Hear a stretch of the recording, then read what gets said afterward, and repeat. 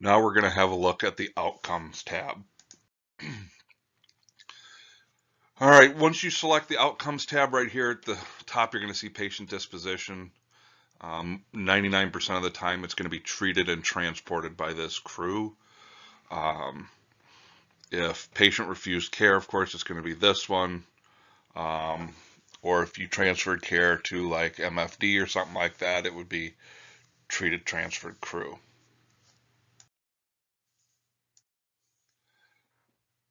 Trauma center criteria. This is if you're taking a patient to a trauma center, for example, UW, and you are coming from Stoughton. This would want to know why you are bypassing Stoughton to go to UW. There's a bunch of different things here you can select, but it just wants to know why. Level of care during transport, BLS, ALS, or critical care. Most of the time here it's going to be one of these two. Barriers to care, anything that made it harder for you to care for your patient. Language barrier, developmental delay, they were hearing impaired or anything like that. Destination delay, if you spend too long at the facility, why? Standby purpose, we don't fill this in very much, and it's not a required of a transport, so just go by this one. Type of service, if you are going to a nursing home, it'll be probably a 911 response. Anytime you're going from hospital to hospital, it's going to be interfacility. And if you're going from a nursing home or assisted living to the hospital for a doctor's appointment, it will be a medical transport.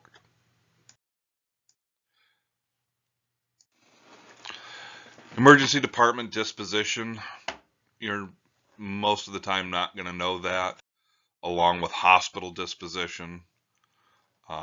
If you know, great. If not, don't worry about it, just put not known. Patient transported to the ambulance, how you got them to the ambulance. It should be almost all the time stretcher unless you're working in Milwaukee. Patient position during transport, how are they sitting? Final patient acuity, again here green, yellow, red, and black. Transport priority, where did you take them emergent to the hospital, non-emergent? The mode descriptors, if it was emergent, it's going to be lights and sirens. Non-emergent, no lights or sirens, because those are the only two we can really select, because in Wisconsin it is illegal to run lights with no siren. Transport method, you're a ground ambulance. Priority change to. This is if you are transporting somebody to the hospital, non-emergent, and they get worse and you need to step up to emergent, or you're transporting someone emergent and they improve and you need to downgrade. Transport delay, the only time you would see this pick up is if you're doing a really long distance transport, and that would be again for distance. Other transporting agency, if you handed this patient off to a different agency, like Madison Fire or Milwaukee Fire, you just select it here. And this is just for if we are transferring over to Curtis or Medic's ambulance. Number of patients you transported, hopefully it's only one. Patient transported from the ambulance or transferred from the ambulance, how do they do it? Should be stretcher. I can't think of any reason in Madison you need to do anything other than that.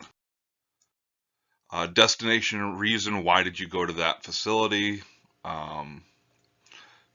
whether it was the physician's choice, closest facility, insurance requirement, what have you. Destination facility type. Did you take them to the emergency room, doctor's office? Did you take them back to an assisted living facility? Did you take them to the airport? Facility name. There are thousands of facilities listed in here. If you do not find it in here, select none or not in system. Sorry, select not in system, and you can enter the address and all the information here. For the sake of our thing, we are using UW-TAC, and it automatically populates everything. Hospital designation, again, this is for if you're taking somebody to a specialty center. This is more for Milwaukee than it is for us. This is for diversion. You don't see it as much anymore as you did in the past. Madison hospitals will not divert. And then diversion reason, because the hospitals told you to, so it would be hospital closure. And just another review of your times. Now signatures. You're going to need at least 2, sometimes 3 signatures on this tab. So you're going to go ahead and click add. And we're going to start with authorization for billing. This gives us permission to bill the patient's insurance. Type of the person signing, it needs to be the patient or patient's representative. Name of the patient. Once you click next, after you put the patient's name in, this will pop up. It just basically says they're giving us permission to bill their insurance. And if you have somebody that doesn't natively speak English or is having a hard time reading it in English, you can click this button, and there are a bunch of other languages. The patient will then click accept, or whoever's signing then click accept, and it'll show up with this screen. This is where they need to put their John Hancock. They will then click OK, and it'll say signature obtained. Then we need to do another signature, so we're going to go ahead and hit the add button. This is going to be facility acceptance. This will be when we drop the patient off at a nursing home or hospital or wherever we are, dropping them off at, but facility acceptance. So you want to select facility acceptance, and it'll pop this up. Name of the person signing, patient or healthcare provider. Usually if you're dropping them off at an ER, be healthcare provider. The only time you do patient is when you're taking them home and dropping them off in their own care. Healthcare provider, if it's relationship to parent to patient, like an ER, you would find nurse on here or whoever signed it at the ER. And then the name of the nurse. And then it's going to pop this up, much like the last one, I hereby accept responsibility. They're going to click accept, and it's going to prompt them to give a signature. They're going to sign and then click the OK button, and it'll bring them back to signature obtained. For some calls, we're going to need a third signature, so you're going to click the add, and it's going to be a Medicare non-covered transport. Type of the person signing, it's going to need to be a patient or healthcare power of attorney. Nobody else can sign this. Put the patient's name or the name of the signer. This will pop up.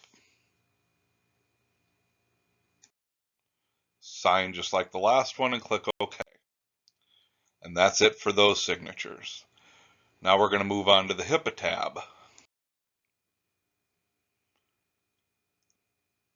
It'll go ahead and populate the date and the delivery method and the acknowledgement method. Who you delivered it to the patient. So you click self, and their name would automatically populate. Type of person signing, it's going to be the patient. Their name, and just that they received our notice of privacy practices. They will then click accept, sign their name, and click OK. Now we're on to forms. This form should be live in early 2020. This is going to be our electronic PCS form or prescriptions for transport. What you're going to want to do is click the add button and it'll pop all this stuff up. Patient's mobility. If they are any or all of these, select any or all. They should probably be all of them if you're taking them by ambulance. Can the patient be transported safely in a wheelchair van? No. Describe the medical condition, a brief description of why they cannot sit, stand, or walk by themselves. Reason for PCS, bed confined, contractures. There's a whole list of stuff. Select multiple items if there are multiple reasons.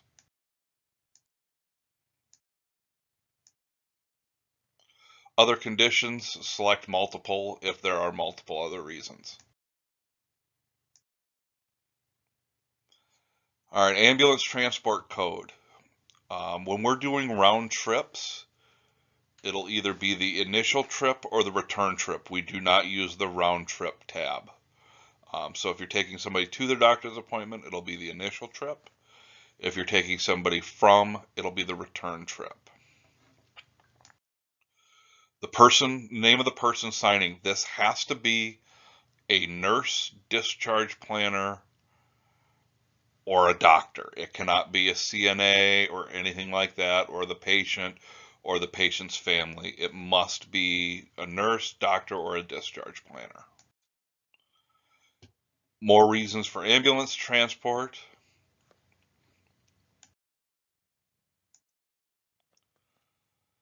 More reasons for ambulance transport. There's a lot of them. A lot of them are redundant. You still need to select every one you can. Reason for stretcher. Patient was unable to sit. Sign a roll. Nurse, doctor, discharge planner. Again, there's a very few amount of people who can sign this. Then they will go to this. I certify this is true. They can click accept, and your signature is obtained. Now, if we are taking somebody to a doctor's appointment, they do not have a PCS, nobody is willing to take them, we do not transport them to a doctor's appointment. This is different if they're going to the emergency room. And external reports, this is where you can attach an EKG or stuff like that. Simply click the add button and you can add them in from there. That's it.